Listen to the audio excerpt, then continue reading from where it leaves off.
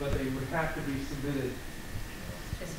Yeah, and I would submit them or resubmit them soon based on what's already on the website, based on what you see. Because you might also think of other prioritizations that would be important. Because that I think is going to be changed. There was about a group of 10, 12 couples or parents that signed our comments. Should I go back and ask all of them to send individual comments? I think that wouldn't hurt.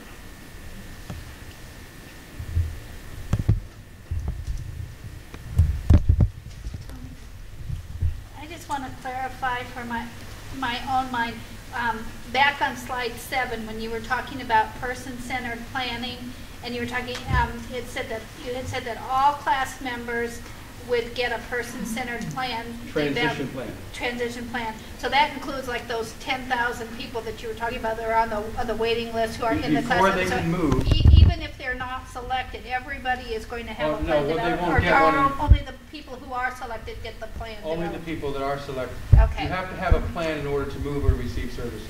Okay, but you don't get your plan developed until you're selected. Here's the difference. Let me explain the difference. And I'm explaining it based on what I understand has been happening in Illinois before Ligas. And that is, the difference is that before, you might be referred to a provider, and the provider would help you develop a plan. Is that right? Do some people have that experience? So the pass agency would refer you to a possible provider, you select a provider, and then the provider would work with you on developing a plan. That's been, by and large, the way it's been done. The difference is, the pass agents will have to work with you on developing a plan, and then based on the plan, you can begin to select the provider. And so you don't know who, you may know who you want, but you don't have to select who you want until after the transition plan has been developed. Do a plan, and that's, I've been insisting on that, and that's going to have to happen. But the plan is developed, and then you go out and take the plan, and you can go to providers and say, how are you going to implement this? You mean to find the place who is going to better meet those needs in that plan? Yes. So that's to answer your question. Then they will do a selection of people who meet the criteria in the prioritization category. You've been on the waiting list for 6 years. You're in this category. You meet they would select your name, and then you would have to have a transition plan. And then they would have to provide services consistent with that transition plan. Because what are the important ingredients? Where is the person going to live? You know, whether the family draws a circle and say, I want to live 15-mile radius of where I live. Because again, a lot of these services are not going to be in existing places. They may have to be newly created, newly developed. In that particular scenario, where does the rates come into the process? After the plan is done. So when the plan is done, you go to the service provider with the plan and a rate from the state? Or the provider, my understanding is that the provider would have to develop a budget based on the service plan that's presented to them. And then present that to the state? And then present that to the state. And because it's an entitlement program, the state would then be forced to pay? Well, it's not an entitlement program. Because your son or daughter has been selected as a class member, they're entitled to services that are on their plan. Right. So in other words, if I take the plan to a service provider and this is what I want, not too different than in special education right now in the school system, then the provider is, the state is going to have to make sure the provider is being paid for that. Right. And I envision, to try to answer your question probably, is that I envision that the provider say, well, I'm going to need this, and the state's going to say, well, the rates only cover this. And we're going to have a little conflict there in the beginning. And that's going to, it's going to be a test of that system. That, you know. Have you seen that? I want my own bedroom. What does that mean? That means, you know, there's not too many 8-bedroom houses. So an 8-person group home is probably not very realistic if I want my own bedroom. That's an example, I think, of where there may be a conflict with the rates and a conflict with what the person wants to do. Now, Don't misunderstand me. It's expected there will be some negotiation here. Obviously, if the person says, I want to go to Italy twice a year, that's not going to happen. But you're saying they come But- to each individual when they're chosen. When they're chosen. Okay, and that's They're when they chosen, your talk to pass you. agency So right will work now- with you, your service. Right now, there's nothing to ensure that downstate is gonna get their fair share of those coming off the funds list. They very easily could stay in that state. It In the could, Chicago area. it could. I guess my other concern is, from what I understand, because I haven't been here for a long time, from what I understand, some pass agencies were, when funds first started 5 years ago, some pass agencies were more astute at getting people on the list than others. So that means, in terms of how long somebody's been on the waiting list, had a lot more to do with the efficacy of the pass agency than it did when the needs of the person was there. So that's sort of an inequity too, that is a problem, but they need you to help them figure out how to come up with a prioritization. Because obviously there's 10,500 people on that list, and 3,000 people are going to be served in the first 6 years. Again, all 10,500 don't need services tomorrow, but a lot of them do. A lot of them do. Most of them do. In the United States. So that means everybody's not going to get served. So who comes first it may well come down to some geographical distribution, but the formula is going to have to be developed for And it that. won't be favorable downstate unless you get involved. Unless you get involved. Exactly right.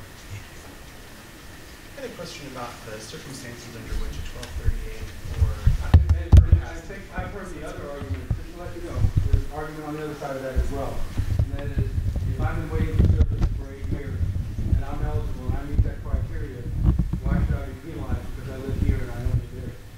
And that's another side of that argument that has to come to the table. I Sorry. had a question under what circumstances the 1238 and the pass and form would be necessary for people who are already in funds. As funds is a waiting list for Medicaid You're right. services You're right. only. They're It's more implicit in they're the more sign. significant.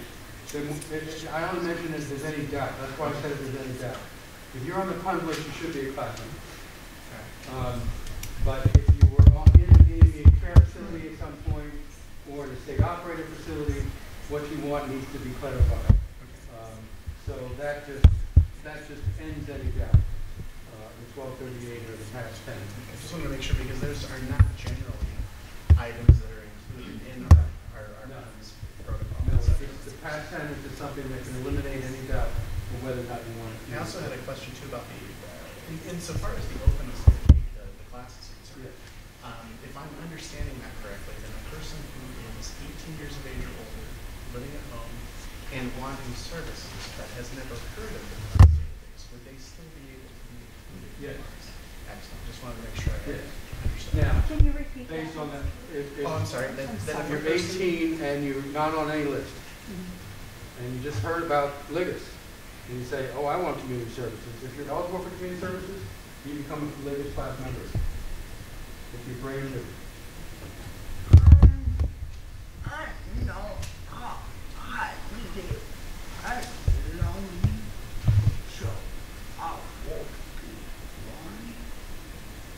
You live alone?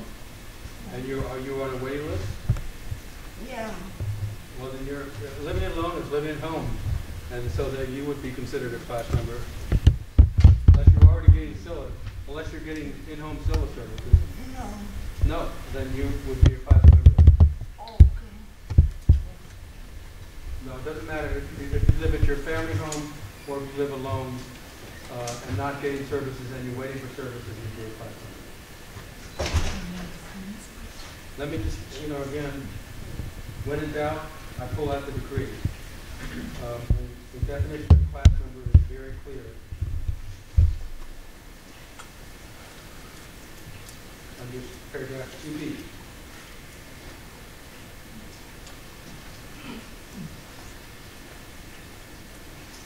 Adults who have a developmental disability within the meaning of ADA, so a developmental disability, who reside in a family home and are in need of community services or placement in a community-based setting. And there's a distinction there. Community services means in-home services. Placement in the community-based setting means out-of-home services.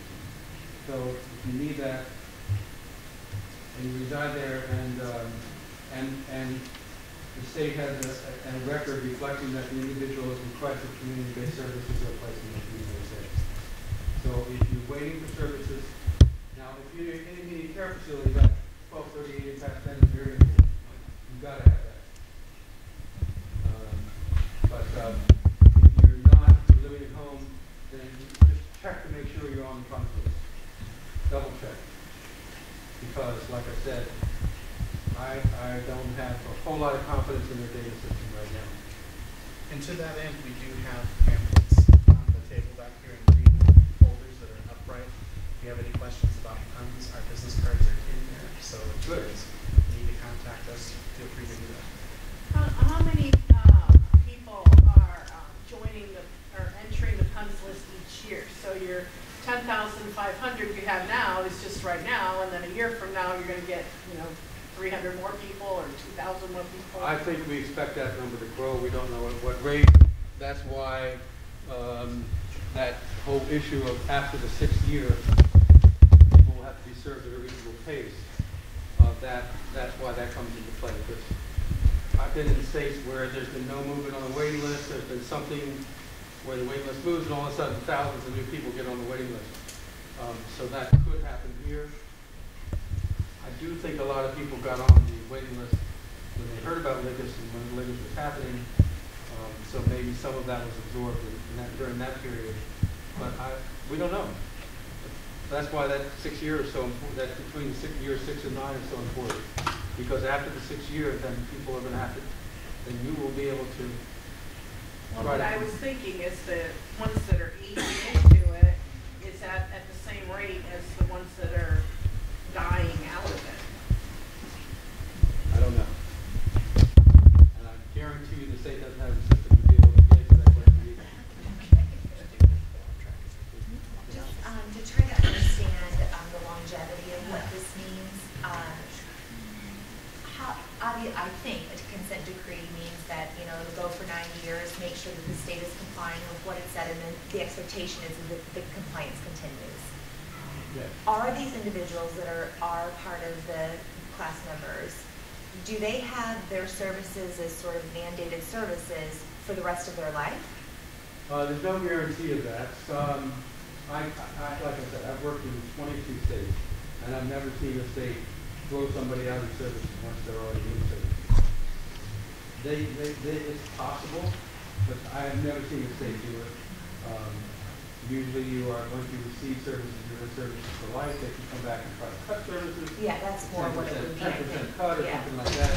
I've seen that happen. If anybody watches what's going on in Florida right now, they have a serious cut. They basically cut 10% across the board. Where some people that are in day programs 5 days a week now are in day programs 3 days a week, which actually costs the state more money because if they're in a residential program, they have to pay the residential program during the day. But my point is that states are doing some things now that I've never seen them do before, but I still haven't seen any state saying, okay, you're. Yeah, I think it would be more cutting services. So yes, the expectation is that once you get in services, you get services as long as you need them. But Medicaid doesn't have any guarantee. Now, a question about those who objected, who were then, They need care. yes.